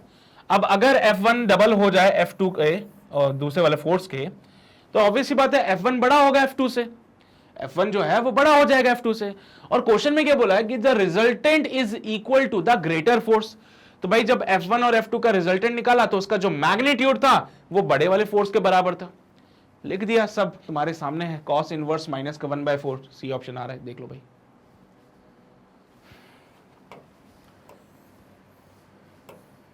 चलिए कर लिए नोट सभी ने, बढ़े आगे अगले सवाल पे। क्वेश्चन नंबर 18 क्या कहता है हमसे, if the magnitude of the vectors a b c are 6 8 10 unit respectively and if a plus b equals to c then the angle between a and c is, बोलो भाई क्या होगा। अगर the magnitude of the vector ABC 3 vectors हैं हमारे पास, इनके magnitude हमें दे दिए हैं और बोलता है कि अगर a plus B equals to C होता है तो angle between a and c क्या होगा। a और c के बीच का एंगल बताना है हम लोगों को, ठीक है। ठीक है सर, करें try sir. a plus B equals to C, तो यानी कि जो c वेक्टर है वो a vector plus b vector के बराबर होने वाला है। जो c वेक्टर है वो a vector plus b vector के बराबर होने वाला है। अगर मैं यहां पे c के मैग्नीट्यूड की बातें करूं तो c का जो मैग्नीट्यूड है under root of a square plus b square plus 2ab cos theta, दिमाग लगाया, बहुत बढ़िया। थीटा क्या हो जाएगा, angle between a and b। Theta क्या हो जाएगा, angle between a and b।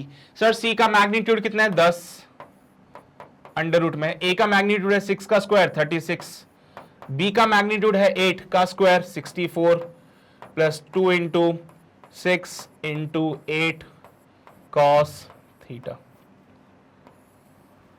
दोनों तरफ स्क्वायरिंग कर लूं, लेकिन सब पहले सॉल्व कर लो। अंडर रूट ऑफ 100 प्लस कितना बनेगा, 16 6 96,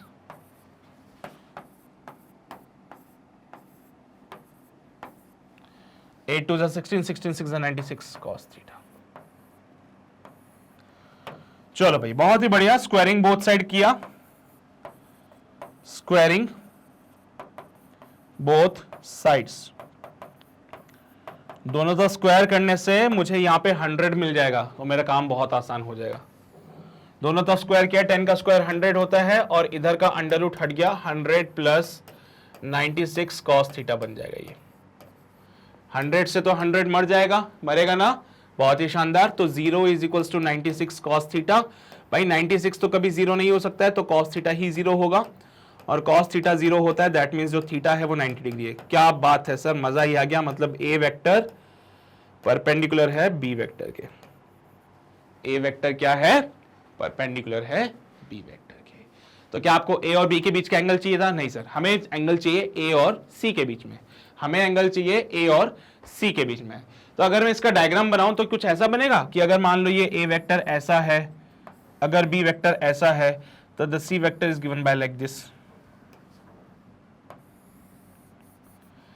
तो ये c वेक्टर है, ये a वेक्टर है और ये b वेक्टर है। आई थिंक अभी बात समझ आती है। a वेक्टर और b वेक्टर दोनों परपेंडिकुलर है, तो आप देख सकते हैं यहाँ पे angle between a vector and b vector 90 degree का है।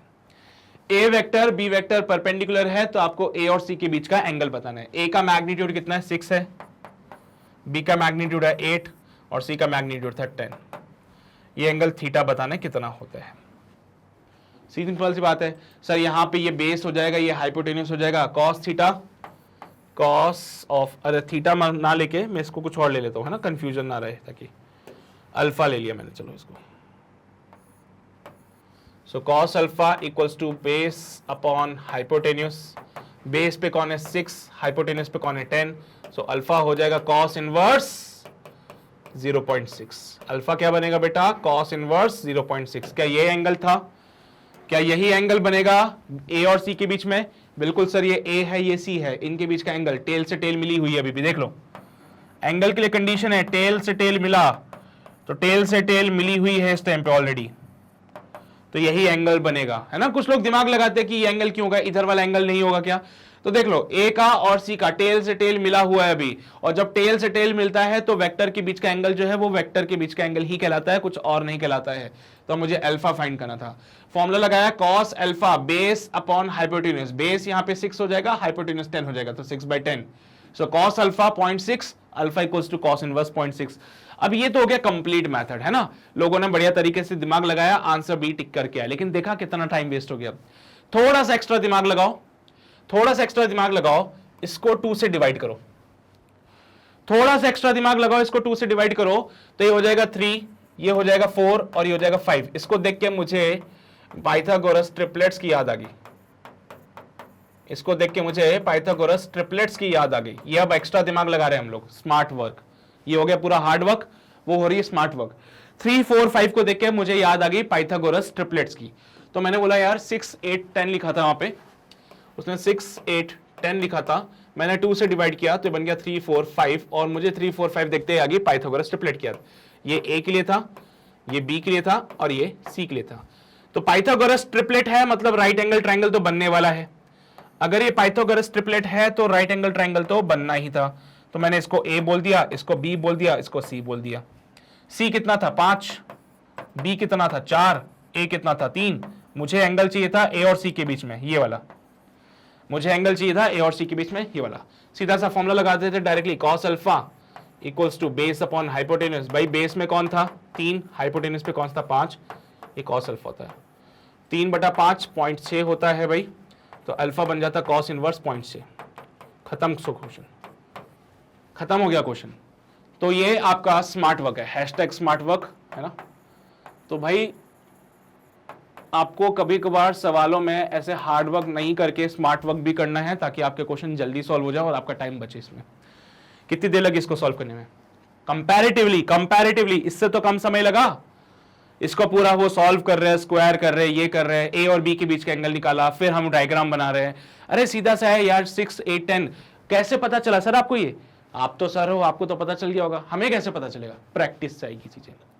ये चीजें बेटा प्रैक्टिस से आती है, जितने ज्यादा क्वेश्चन सॉल्व करोगे दिमाग खुलेगा, इसको देख के फीलिंग आएगी तुम्हें यार ऐसा भी तो हो सकता है। अब जैसे देखो प्रैक्टिस का मतलब क्या, एक बार तुमने पूरे मेथड से सॉल्व किया ना तुमने पूरे मेथड से, उसके बाद तुम्हारा दिमाग चला इसको देख के, जैसे कि इसको देखा तो दिमाग चला सर ये 6, 8, 10, यहां पे 3, 4, 5 ऐसी कुछ फीलिंग आ रही थी।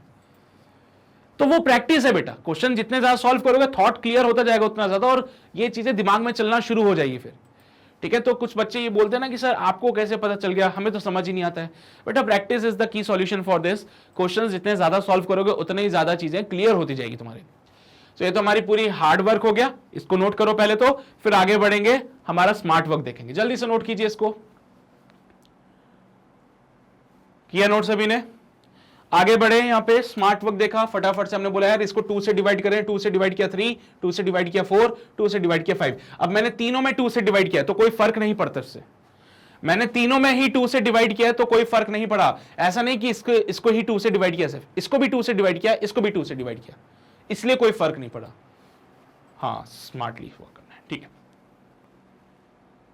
चलिए भाई, कर लिया नोट सभी ने? बड़े अगले सवाल पे। अगला सवाल हमसे क्या कहता है, two constant forces F1 and F2 act on a body and displaces it from the position R1 to R2. What is the work done? Vector का यूज फिजिक्स में। भाई एक बॉडी है जिसके ऊपर 2 फोर्स लगाए गए और जिसकी वजह से बॉडी डिस्प्लेस होती है ये पोजीशन से ये पोजीशन तक। वर्क डन क्या होता है? पहली बात तो वर्क डन का फॉर्मूला क्या है, मैंने आपको याद हो तो बताया था कि वर्क डन को लिखते हैं F vector dot S vector. S यानी कि डिस्प्लेसमेंट, एफ बोले तो नेट फोर्स। यहां पे जो हो जाएगा ये नेट फोर्स हो जाएगा और एस जो हो जाएगा वो होगा डिस्प्लेसमेंट। डिस्प्लेसमेंट कैसे फाइंड किया जाता है सर? डिस्प्लेसमेंट फाइंड करने का बड़ा सिंपल सा तरीका है, it can be written as final position minus initial position. Displacement कैसे फाइंड किया जाता है? Final position minus initial positions करके। कैसे फाइंड किया जाएगा displacement? Final position minus initial position करके। कहां से कहां ले जा रहे हो? R1 से R2 ले जा रहे हैं, तो क्या फाइनल पोजीशन R2 वेक्टर नहीं होगा? होगा। कहां से ला रहे हो? R1 से। क्या इनिशियल पोजीशन R1 वेक्टर नहीं होगा? बिल्कुल होगा। सो क्या डिस्प्लेसमेंट निकाल पाओगे यहां से? बिल्कुल निकाल पाएंगे। डिस्प्लेसमेंट मिल जाएगा आपको। Net force is given bye F1 vector plus F2 vector, दोनों फोर्सेस को ऐड कर दीजिए तो आपको नेट फोर्स मिल जाएगा। एक बार आपको नेट फोर्स मिल गया, एक बार आपको डिस्प्लेसमेंट मिल गया, तो वर्क डन तो आपके लिए फिर चुटकियों का खेल है ना। चलिए भाई, तो कैसे करें? दो फोर्स लग रहे थे बॉडी के ऊपर, तो हमने बोला नेट फोर्स निकाल लीजिए, फिर बोला डिस्प्लेसमेंट कैसे निकालें, तो final position minus initial position करते हैं। डिस्प्लेसमेंट का फॉर्मूला याद रखना बेटा, डिस्प्लेसमेंट का ये फॉर्मूला बहुत काम का आता है, final position minus initial position वाला, ठीक है, ये याद रहना चाहिए अपने को। चलिए भाई, तो यहां पे ही सॉल्व कर देता हूं मैं। जैसे कि मैं नेट फोर्स की बात करूं, so net force is given bye F1 vector 2i cap minus 3j cap plus 3k cap plus i cap plus j cap minus 2k cap. ठीक है, तो यहां से नेट फोर्स मिल जाएगा। अच्छा बताओ, 2i cap plus i cap, क्या मैं 3i कैप लिख दूं इसको? हाँ लिख दीजिए से। माइनस का 3j कैप प्लस का j कैप, क्या इसको मैं माइनस का 2j कैप लिख दूं? हाँ सर लिख दीजिए। प्लस का 3k कैप माइनस का 2k कैप, क्या मैं इसको k कैप लिख दूं? प्लस का 1k कैप लिख दीजिए सर। सो मुझे तो नेट फोर्स मिल चुका है, अब कहानी आती है डिस्प्लेसमेंट की। नेट फोर्स मुझे मिल गया, अब कहानी आती है डिस्प्लेसमेंट की। डिस्प्लेसमेंट को अगले पेज पर सॉल्व करते हैं, R2 माइनस R1 करना है ना। So displacement is given bye R2 vector minus R1 vector. अच्छा R2 वेक्टर कितना हो जाएगा हमारे पास, ध्यान से देखिएगा यहां पे। This is your R2 vector 7i cap plus 10j cap plus 5k cap. 7 10 5 7 10 5 7i cap 10j cap plus 5k cap minus 7 10 5 ही था ना। हाँ सर। R1 क्या है? 1 2 माइनस 2 1 2 माइनस 2 लिख देता हूं मैं पे, minus i cap plus 2j cap minus 2k cap. चलिए भाई, ब्रैकेट ओपन किया, 7i cap plus 10j cap plus 5k cap minus का i कैप माइनस का 2j cap, minus minus plus होता है 2k कैप। 7 माइनस का 1 it's 6i cap. 10 minus 2 it's 8j cap. Plus का 5 plus का 2 plus का 7k cap. So this is the displacement vector जो कि हमें मिल रहा है 6i cap plus 8j cap plus 7k cap. मुझे नेट फोर्स भी पता है, मुझे डिस्प्लेसमेंट भी पता है, जरा नेट फोर्स को भी लिख लूं, 3i cap minus 2j cap plus k cap. 3i cap minus 2j cap plus k cap is the force vector.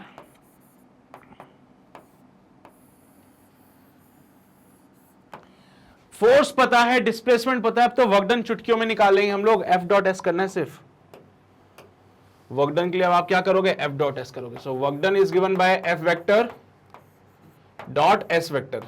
ठीक है भाई, समझते हो ना बात को तुम लोग? अच्छा जी, मैं फोर्स की जगह लिखता हूं 3i cap minus 2j cap plus का k कैप, और डिस्प्लेसमेंट की जगह मैं लिख देता हूं 6i cap plus 8j cap plus 7k cap. Dot product का रूल क्या कहता है? भाई भाई के साथ जाएगा, आई कैप वाला आई कैप के साथ तो 3 6 3 18 होते हैं, जे कैप वाला जे कैप के साथ तो माइनस का 2 इंटू 8 माइनस का 16 प्लस का 1 इंटू प्लस का 7 प्लस का 7। सॉल्व किया, 18 माइनस 16 इज 2 प्लस का 7, सॉल्व करने पे 9 joule is the work done. देखा वेक्टर का यूज फिजिक्स में, देखा तुमने वेक्टर का इस्तेमाल फिजिक्स में, वर्क डन फाइंड किया हमने। अगर मुझे डॉट प्रोडक्ट नहीं आता तो मैं वर्क डन कभी फाइंड नहीं कर पाता। अगर मुझे ये पोजीशन वेक्टर या डिस्प्लेसमेंट निकालना नहीं आता तो मैं काम नहीं कर पाता। अगर मुझे वेक्टर एडिशन नहीं आता तो मैं ये काम नहीं कर पाता। तो वेक्टर का यूज है बेटा फिजिक्स में, ठीक है। तो क्वेश्चन सॉल्व करके हमें पता चलता है कि वेक्टर का कितना योगदान है फिजिक्स में।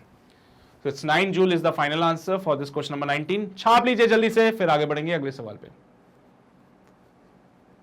कर लिया नोट? सभी ने किया ना? यहां पे आओ, इसको भी कर लो नोट। कर लिया नोट सभी ने? बढ़े अगले सवाल पे। ओके, अगला सवाल, a vector A points vertically up, a B point towards the north, the vector product A cross B is।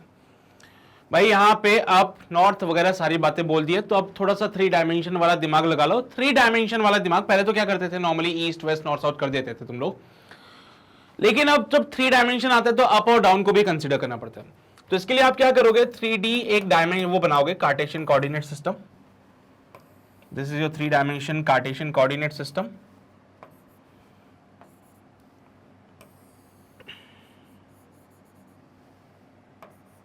बीच में होंगे तुम खड़े हुए यहां पे,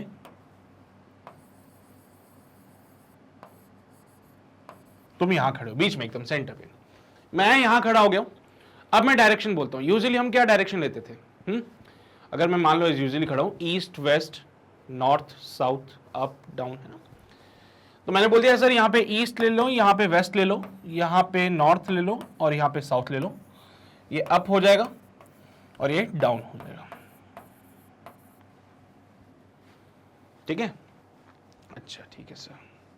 अरे किसी भी चीज को देखते हो तो ऐसे दिखता है ना आपको, ये डायरेक्शन लेते टाइम पे अगर आप ऐसे खड़े हो तो क्या बोलोगे, ये ईस्ट है, ये वेस्ट है, नॉर्थ है, ये साउथ है ना, ऐसे करके डायरेक्शन ले लिया, ठीक है। कहानी कहती है कि एक वेक्टर है, कहानी कह रही है कि एक वेक्टर है हमारे पास, और इस वेक्टर को जब आपने देखा तो आपको पता चला कि पॉइंट ए वाला जो वेक्टर है वो कहां है, ऊपर की तरफ है। So this is your A vector, और बी वेक्टर जो है वो पॉइंट कर रहा है नॉर्थ की तरफ, तो this is your B vector. ये ए वेक्टर, ये बी वेक्टर, ठीक है। चलो बहुत बढ़िया। अब ये ए वेक्टर है, ये बी वेक्टर है, वो बोलता है ए क्रॉस बी कहां होगा भाई। ये ए वेक्टर है, ये बी वेक्टर है, वो बोलता है ए क्रॉस बी कहां होगा भाई। तो सीधी सी बात है ना, अगर आप ए की तरफ फिंगर्स को रखोगे और बी कहां आ रहा है बेटा, ये कहां आ रहा है, बाहर की तरफ आ रही है। ये तो 3 डायमेंशन है ना, तो ये जो नॉर्थ वाला पार्ट है ये स्क्रीन से बाहर आ रहा है, ऐसे बनेगा ये ए वेक्टर ऊपर, ये बी वेक्टर इधर, ए वेक्टर ऊपर, ये बी वेक्टर इधर। चलो भाई डायरेक्शन बताते हैं। ए की तरफ फिंगर्स को रखा, राइट हैंड थंब रूल लगा रहे, राइट हैंड थंब रूल क्या कहता है, ए की तरफ फिंगर्स को रखो, बी का डायरेक्शन बाहर आ रहा है, घुमा दो उंगलियों को, अंगूठा तुम्हारा डायरेक्शन को रिप्रेजेंट करता है। तो यहां पे ए क्रॉस बी का जो डायरेक्शन होगा वो वेस्ट की तरफ होगा। मैंने यूज किया है यहां पे राइट हैंड थंब रूल, जो कि क्या कहेगा, राइट हैंड थंब रूल। क्या कहता है राइट हैंड थंब रूल हमसे, वही बात है कि सर जो भी आप ए क्रॉस बी करते हो तो जो पहला वेक्टर है उसकी डायरेक्शन में तो आप अपनी राइट हैंड की फिंगर्स को रखो in the direction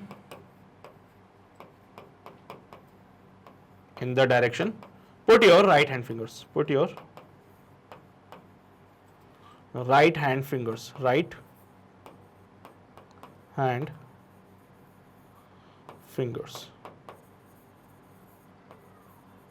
ठीक है। बी वेक्टर के डायरेक्शन में आपको अपने फिंगर्स को कर्ल करना है, कर्ल योर फिंगर्स।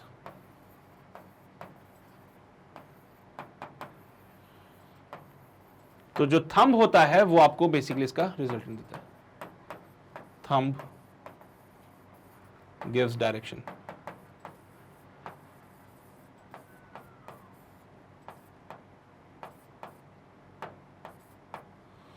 ठीक है, ये वाली बात है। बस इतनी सी बात ध्यान रखना कि आपको right hand thumb rule use करना है, इन द डायरेक्शन आपको फिंगर्स को पुट करना है, इसके डायरेक्शन में घुमाना है तो अंगूठा जो आपका डायरेक्शन दे देगा।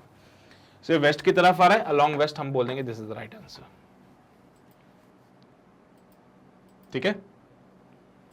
अरे समझ रहे हो बात को, समझ रहे हो ना तुम लोग। अरे भाई साहब कोई दिक्कत तो नहीं है ना, डायरेक्शन देख लेना, मैच कर लेना एक बार, बस तुम्हारी मर्जी है तुम किस तरफ फेस करते हो, वो डिपेंड करता है बेटा, ये है ना। अगर तुम्हारा फेसिंग नॉर्थ की तरफ होगा तो तुम्हारा वेस्ट इधर आएगा, ईस्ट इधर आएगा। अगर तुम्हारा फेसिंग साउथ की तरफ है तो भी तुम्हारा वेस्ट उधर, वो अलग अलग बेटर बातें हैं, ठीक है। सॉरी। तो इस चीज को आप डिफाइन कर सकते हो अपने हिसाब से, आप उसके हिसाब से डिफाइन करो, आंसर इसका वेस्ट की तरफ ही आएगा। So this is the final answer for this question. उम्मीद करता हूं सबने नोट किया होगा। पक्का बढ़े आगे? चलिए भाई, बहुत बढ़िया। चलो भाई, तो यहाँ पे हमारे सेशन को करते हैं समाप्त, ठीक है, और टाइम भी हो चुका है, काफी टाइम ले लिया मैंने तुम लोगों का, इससे ज्यादा तुम्हें परेशान करने के कोई मतलब नहीं है फिर, है ना। क्वेश्चंस ऐसा नहीं कि खत्म हो गए, क्वेश्चन अभी बचे हैं, वो अगले सेशन में आएंगे फिर, ठीक है। चलिए भाई, बहुत बढ़िया। तो ये जो क्वेश्चंस मैंने आपको कराए हैं, उम्मीद करता हूँ सभी को समझ आए होंगे बढ़िया तरीके से, हर पार्ट क्लियर होगा यहाँ पे। फिर भी अगर तुम्हें लगता है कि नहीं सर वीडियो दोबारा देखना है, तो एक छोटा सा काम करो, मैग्नेट ब्रेन की ऑफिशियल वेबसाइट पे आके ज्वाइन कर लो। कैसे करना है सर? गूगल पे जाना है www.magnetbrains.com, वहां पे आओगे तो एक पेज तुम्हारे सामने दिखेगा जिसमें कि तुम्हें जाना है IIT JEE वाले डिपार्टमेंट में। IIT JEE में जाओगे तो तुम्हें मेरे लेक्चर्स यहाँ पे सारे मिल जाएंगे। उस लेक्चर पे आप जैसे वॉच नाउ पे क्लिक करोगे, तुम्हारे सामने एक और पेज खुलेगा जिसमें हमने यहाँ पे सारी चीजें एक्सप्लेन कर दी है कि हम क्या क्या कवर करवा रहे हैं। स्क्रॉल करना नीचे जाके तो आपको सारे लेक्चर्स मिल जाएंगे, और सीक्वेंस इतने सही तरीके से हमने जमाया कि पहला लेक्चर, फिर उसकी DPP1, फिर DPP1 के सॉल्यूशन, हर एक चीज यहाँ पे आपको प्रॉपर सीक्वेंस में मिलेगी। तो आपको किसी भी चीज को इधर उधर जाके ढूंढने की जरूरत नहीं है। अपना टाइम वेस्ट मत करो, आपका टाइम बहुत इंपॉर्टेंट है। सीधा वेबसाइट पे आओ, सारी चीजें अरेंज्ड मिलेगी आपको, सारी चीजें अवेलेबल रहेगी यहाँ पे, ऑल टाइम अवेलेबल है। कभी ऐसा नहीं होगा आप लोगों के साथ कि आपने 2 लेक्चर देखे तो आपको उसका फिर सब्सक्रिप्शन लेना पड़े, है ना। कोई सब्सक्रिप्शन नहीं लेना है, कोई कूपन कोड नहीं लगाना है, कुछ नहीं करना है, बिल्कुल फ्री रहेगा आपके लिए। आप 10 बार देखो, 100 बार देखो, कभी भी देखो, ये बिल्कुल फ्री रहेगा, ठीक है। तो ये सारी चीजें आपको वेबसाइट पे मिल जाएगी। बाकी हाँ, जाने से पहले एक छोटा सा काम जो आप लोगों को करना है वो है कि अगर आप चैनल पे नए हो तो मेक श्योर आप ये लाल बटन जो उधर दिख रहा होगा आपको भी, उसको दबा लेना, और उसके बगल में जो घंटा है उसको बजा लेना, सो दैट आप कोई भी नोटिफिकेशन मिस ना करें, राइट। और अगर सेशन पसंद आया हो तो लाइक कर देना, और अपने भाई बंधु सगा सहेली उन तक ये सेशन पहुंचाओ। उनको बताओ जाके कि भाई मैग्नेट ब्रेन्स पे IIT JEE की एक धमाकेदार शुरुआत हो चुकी है, आके ज्वाइन कर ले और फायदा उठा ले, जैसे तुम लोग फायदा ले रहे हो। हाँ, ये बहुत जरूरी है, बोल देना जाके उनको, है ना। चलिए भाई, तो मिलते हैं आपसे अगले सेशन में, जहां पे फिर से हम क्वेश्चंस की प्रैक्टिस करेंगे। और क्वेश्चन का नाम सुन के कभी भागा मत करो। अक्सर बच्चों की दिक्कत होती है, अरे यार अगला सेशन भी क्वेश्चन वाला है, मैं आऊंगा नहीं। ज्वाइन करो उसको, रेगुलर बेसिस पे अगर चीजों को मेंटेन करोगे तो ही सिलेक्शन होगा, मक्कारी करोगे तो फिर सिलेक्शन नहीं होगा, ठीक है। तो अगला सेशन भी प्रैक्टिस क्वेश्चंस का है, लेकिन वहां पे और अच्छे लेवल के क्वेश्चंस लेके होगा। जैसे आज के सेशन में हमने कुछ क्वेश्चन सीखे होंगे, है ना, तो ऐसे कल भी जो सेशन होगा उसमें भी आप कुछ क्वेश्चंस को सीखेंगे, और उन क्वेश्चंस को डेफिनेटली वो आपके लिए बहुत फायदेमंद रहने वाले, ठीक है। तो मिलते हैं आपसे अगले सेशन में, तब तक अपना ध्यान रखो, पढ़ाई करते रहो, ऑल द वेरी बेस्ट।